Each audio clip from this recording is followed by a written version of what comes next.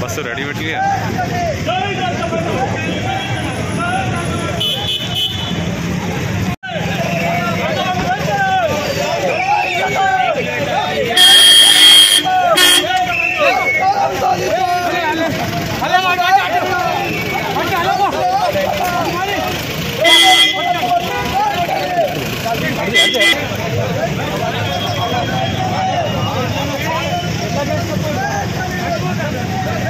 Bus ready పెట్టి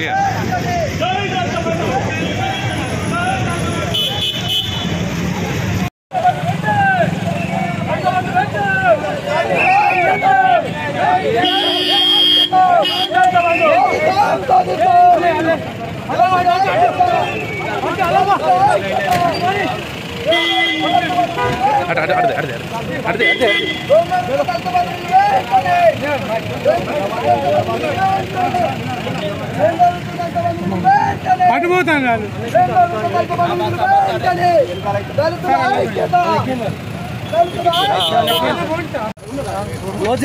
రెండో విడత దళిత బంధువులు వెంటనే ప్రభుత్వం ఇట్లా అడ్డుకోవడం కరెక్ట్ కాదు. కేవలం మా యొక్క ఆకాంక్ష తెలుపుతామని మేము శాంతియుతంగా పోతుంటే ఈ రోజు ఇలా రాష్ట్ర వ్యాప్తంగా ఉన్న కట్టడి కరెక్ట్ కాదు. త్వరలోనే ఖచ్చితంగా మేము